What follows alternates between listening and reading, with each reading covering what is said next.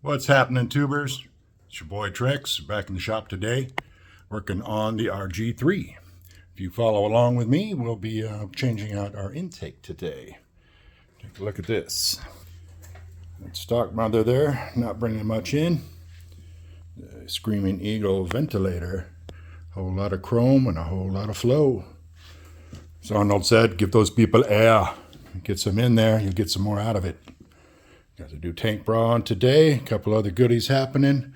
All kinds of new parts coming in. I'll be right back to tell you how it's done. Okay, one big screw, and the whole cover pops right off. Let's set that down out of the way. Then you got 3 more screws in here. Pull that part off, and then you get back to the brackets. You can pull these off in here. Snap both of those off. Got new rubbers that fit all this. And then once you get those out of the way and this whole bracket off, we can start putting the other one back on. Okay, 1, 2, 3 screws loose. Pull that off, set it out of the way. And you've got 2 more big screws here and here for your breather bolts. Hang on to those. And that just pops right off. Now you've got your intake. We'll get everything else together here for all our gaskets. And get ready to put it back together. I'm going to take a moment to tidy up, move all this stuff out of the way. Make sure I got my blue lock tied together and all my bolts and screws laid out. Okay, taking a quick look at the instructions. Set this little bracket in here. You're going to pull these 2 screws out. Very carefully clip loose the little plastic retainer that holds the wiring harness to the intake. Wheedle that out of there, and it says discard. Now you're ready to start putting this back together. You got to find your gasket and your 3 bolts. Get lined up here. There's your gasket. Sticky tape on the back of that. I'm going to stick that down to this piece so it can't slip. Pretty ingenious. Makes it a lot easier to slide it in. Then grab you some Loctite and touch up the 3 bolts. Here we go. Okay, gasket stuck on nice and straight. Take your time, make sure you line up all the holes before you stick it down. Run your finger around, make sure it's stuck there real good. Next up, get your Loctite. Now, I love this stuff because it's the paste. It doesn't drip on stuff while you're trying to arrange things. If you want to do this one-handed, this is a new trick for me. Just rotate it around in there. Got a little on your threads. You're good to go. A couple more. Be right back. Okay, we're learning one thing the hard way. Because you know if you learn it the hard way, it sticks better, right? Now these bolts, you actually have to thread them through the face first before they'll drop down and stick out the other side. So put them all in, then put on a little Loctite, and everything will go a little smoother. Okay, get everything started loosely. Just screw each of these into place a little bit. So it's all going to line up. Make sure it's going to sit back there nice and snug. It's all flat. Now you're good to go, so you won't be torquing anything. Go ahead and run these down. Let's see, a torque spec looks like just good and snug. That's what Loctite's for. Remember, don't overdo it all because you're going into aluminum and it gets really expensive if you strip out that aluminum. Okay, let me get this all torqued up and be right back. Well, you imagine that. Turn the page, and there's the torque values. You're going to go 55 to 60 inch-pounds. If you've only got the foot-pounds, then you're going to have to convert that. Just divide by 12, so 60 is 12 foot-pounds. And your torque on your upper is 22 to 24 foot-pounds, so it's pretty snug. So, luckily, I spent a buttload of money on the rape truck. And we're going to pop these on, make sure they're all good. Okay, the smarter ones of you that check my math has realized that 60 inch-pounds divided by 12 is 5. 1, 2, 3, 4, 5 inch-pounds. Foot-pounds total. 5 foot-pounds total on the little bitty ones here. 20 to 22 foot-pounds on these here. Snap this right on. We're good to go. Now we can start putting together the rest of the filter.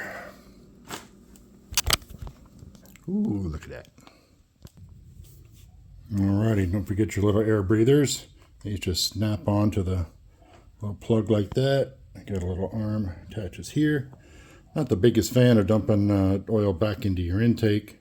Kind of clogs up the pistons after a while. Later on, I'm going to figure out how we're going to drill and tap and run some external breathers here. DK Customs, a few others make a nice kit. You can get all the stuff on Amazon. Basically, you have to run a tap off of these so your hose is coming out and about somewhere else. I have a little catch can down here stashed away in the back. Now you're not sucking those back in, but I'm going to put it together today the way that the book says, and then put this pretty little thing on right here.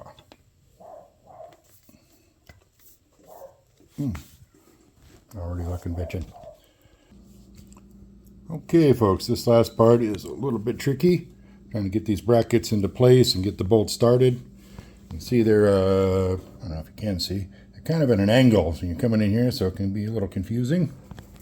You just got to work your way up. Pardon me. So you want to get the top one started in first, then slip on your bottom, get those started in. And according to the book, the manual says, again, 5 foot-pounds, 60 inch-pounds. Same spot there. I assume that the filter is already coated because it's pink, and the only reference in the manual is, once you've washed it and dried it and re-oiled it, make sure you cover any white spots.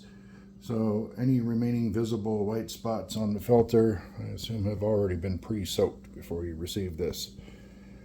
I'll have to check with our locals. If you know better, let me know in the comments. If you see any tricks here, anything that you'd like to add on, let me know. Don't forget the last little bit to wipe off all the greasy fingerprints so you get the most snazzy display of all the money you spent. Well, that's it. Screaming Eagle Stage 1. According to several sources, you do not need to reflash the ECM. I'm planning on doing sticks on the end and having them redo this as soon as it's available. In the meantime, just doing a Stage 1 or an intake improvement shouldn't require a whole new tune-up. M8s are not as lean from the factory as twin cams were and what have you, just by all what I've read on the internet. So again, disclaimer, what I've done here today is what I've done for myself. Spent my own money just trying to share a few things. Hopefully someone can learn along the way, help you feel a little more confident about doing things yourself. Thanks for joining me. Next up, we're going to be working on some brand new KST handlebars. Wiring in heated grips, all the goodies. It's going to be a little tricky on that one. So, I hope you enjoyed it. I hope you try this at home yourself. Lots of things out there in the market. And I went with the Screaming Eagle because I liked the way that it sits tight up against the piece. I'm extending my footboards out a little bit as well. Give you lots of airflow all the way around. You can't go any higher, and this is good enough to go up to 135 or whatnot. It has enough flow to cover a lot bigger engine, so you should never need to upgrade after this one. Just love the way all that extra chrome looks. Got my new tank bra on. Next, we'll be getting rid of these stock bars, putting a little stretch to it. Lots of other parts and pieces we've done over time. And, oh yeah, don't forget your warning sticker. Warning, motorcycles are different than other vehicles. They operate, steer, and handle and brake differently. Unskilled or improper use could result in loss of control, death, or serious injury. There you go. I've made the disclaimer. I'm going to put that on my toolbox or something. Another little trick I just did.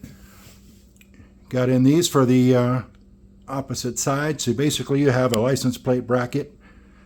Pop off the old bracket underneath, put on the new bracket, same as the right-hand side. And created like a little extra mud flap. I'm going to get some longer extensions later. Fill those in. I ride Alaskan roads, man. That means gravel. That means slush. That means all kinds of crazy crap. Trying to keep it all off the bike. Save a little time when you get home. Oh, thanks again. Your boy Trex. Heading on to the next job. Tune back in. Like, subscribe, etc., etc. Hey, I'm just doing this for kicks, so I hope you had a good time. Thanks.